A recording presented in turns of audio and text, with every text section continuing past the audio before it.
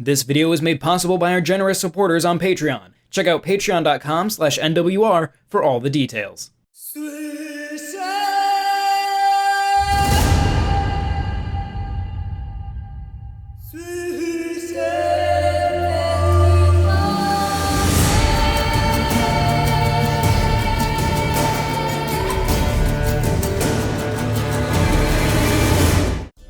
In the early days of the Switch, as impossible port after impossible port hit the system, I distinctly remember wondering if it would ever be possible for The Witcher 3 Wild Hunt to run on the little system that could.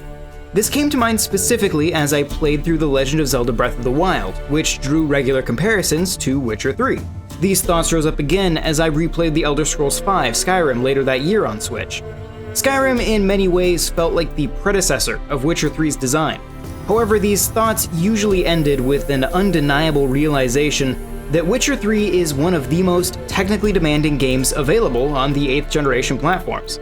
I initially played through it and its various DLCs on Xbox One, where I'd often experience hiccups in frame rate below the target of 30 frames per second.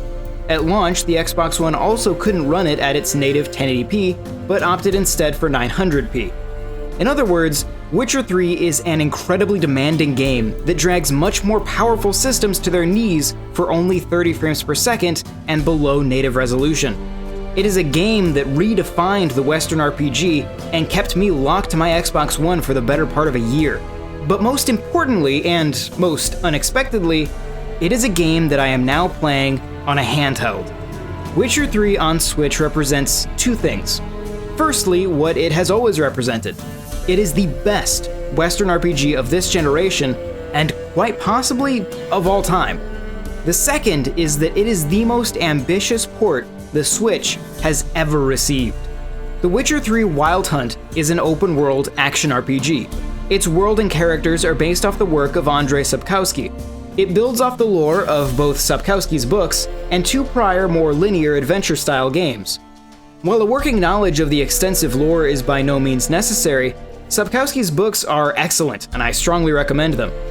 You play as Geralt of Rivia, who is a Witcher. Witchers are biologically augmented monster slayers for hire. Geralt is made aware of the return of his long-lost ward, Ciri, who he had rescued as a child from the war-torn country of Sintra after they were invaded by Nilfgaard, an army led by Ciri's father, Emhyr var Emreis. Geralt is hired by Emhyr to find Ciri, who Geralt sees as his own adopted daughter. Ciri's destiny, however, is far more complex, and Geralt inevitably finds himself mixed up in an end-of-the-world prophecy with Ciri at its center. The lore can be dense, but Witcher 3 does a great job of providing enough information for new players to understand what's going on. That being said, fans of the book will spot plenty of characters from and referential nods to Geralt's past adventures. The basic gameplay loop of Witcher 3 is similar to other open-world RPGs on a basic level. You'll pick up quests from characters, notice boards, or by simply stumbling into them. While your primary quest plays out a bit like a detective story as you track down Ciri, other quests range from monster hunting to leading a goat back to its owner. What sets the Witcher game series as a whole apart from other RPGs is the excellent character writing and branching dialogue trees. From the overarching epic primary quest line to the smallest side quest, every character is fully fleshed out, with multiple outcomes depending on your actions.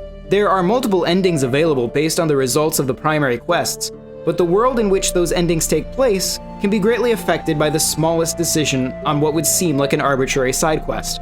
My first time playing through Witcher 3, I quickly played through a seemingly minor side quest, only to find out at the end of the game that a major political shift had occurred, thanks in part to those hasty decisions.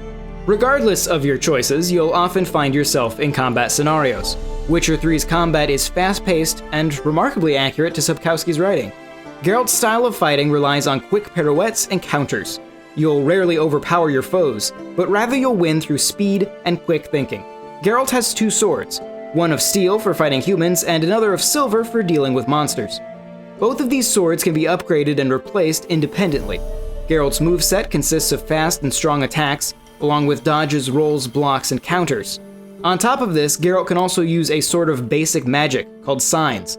For example, Igni can be used to shoot out a wave of flames to hit multiple enemies in combat, along with being useful for lighting torches. Various oils and potions can also be used to augment Geralt's abilities. I should note, however, that many of these systems are largely optional, and it's up to the player to decide what to focus on.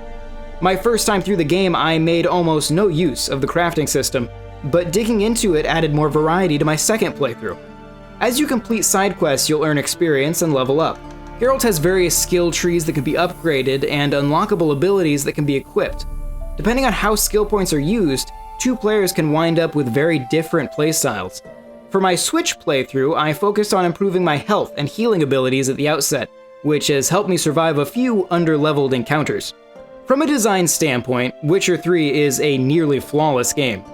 The one area that does hold the experience back for me are a few elements of the map design. The world itself is beautiful, and this largely holds true on Switch. The vast array of vibrant colors that fill the screen as the sun rises in the morning is unlike any other game I've played. The idyllic hills of Toussaint contrast brilliantly with the humid, muddy wastes of Crookback Bog, yet each carry with them a wonderful degree of detail and character. In terms of gameplay, however, I do find the layouts of Witcher 3's maps to be somewhat cluttered and compact. You'll rarely find an open space to truly experience the vastness of the world, but rather you'll be constantly dodging trees, cliffs, and rivers. The sense of scale in Witcher 3 can feel slightly off in the overworld between large cities. It is a complaint that I fully accept many will not feel as valid, but for myself, I like the more spread out worlds of Skyrim, Breath of the Wild, or Xenoblade Chronicles X. My other complaint, and one that is a bit less debatable, is the in-game route finding system. Assuming your active quest has a specific location attached to it, your compass will not only point you towards it, but will theoretically provide you a path to get there via the minimap. This path will stick you to what are generally safe roads, until it seemingly randomly decides that you should veer off into the woods. It will regularly get tripped up when you need to cross a body of water and double back on itself, not sure of how to get you across. It was a problem I always hoped would be patched in the initial release, and I'm disappointed to find that it's still present in the Switch version. That brings us to this port in particular. Witcher 3 on Switch targets 540p handheld and 720p docked, though both of these can be adjusted dynamically based on load. That 720p docked is a fascinating note, as it isn't far off from the launch resolution of the Xbox One version at 900p. For reference, that is the resolution difference between The Legend of Zelda Breath of the Wild on Wii U as compared to Switch. That is, of course, not to say that the image quality is fantastic, merely that it's perhaps closer to the other platforms than it has any right to be. The reality is that when played on a modern 4K TV, Witcher 3 on Switch is going to look a little muddy. It is comparable to Panic Button's work on the Doom and Wolfenstein franchises. I do still feel that the excellent artistic design manages to shine through, and the gameplay by no means suffers from the resolution drop, but it is certainly blatant. The handheld setup, on the other hand, despite being lower resolution overall, didn't feel like as significant a cutback. The smaller screen size does wonders to hide drops in texture detail and level of detail pop-in. Both configurations run at 30 frames per second, the same frame rate as the base console versions of the Xbox One and PlayStation 4. During gameplay, this holds up remarkably well, and I only noticed a few areas where combat caused a noticeable dip. Even then, it's arguably similar to the dips present in versions on other systems. Where the frame rate really runs into trouble is during some particularly busy cutscenes. Here, I'd occasionally see frame rates dip into what appeared to be the single digits. In rare instances, I'd also see a short loading screen between shots. While of course none of this affects gameplay, as it's only present in cutscenes, it does affect the presentation of the story. My only other issue with the Switch port is one of gamma settings. By default, the game is extremely dark, and I found that I had to turn the gamma settings nearly all the way up to get it to a comfortable level.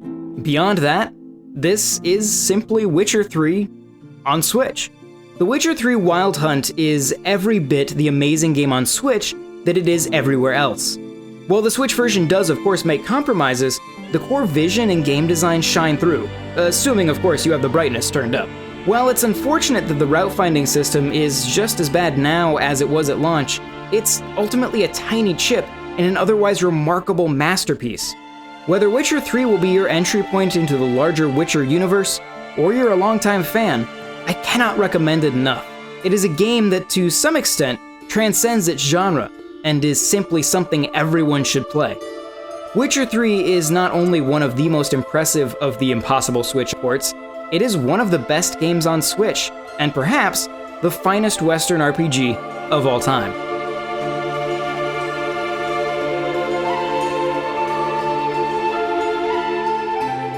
Thank you very much for watching, and if you enjoyed this video, consider subscribing to Nintendo World Report TV and checking out NintendoWorldReport.com for a whole lot more.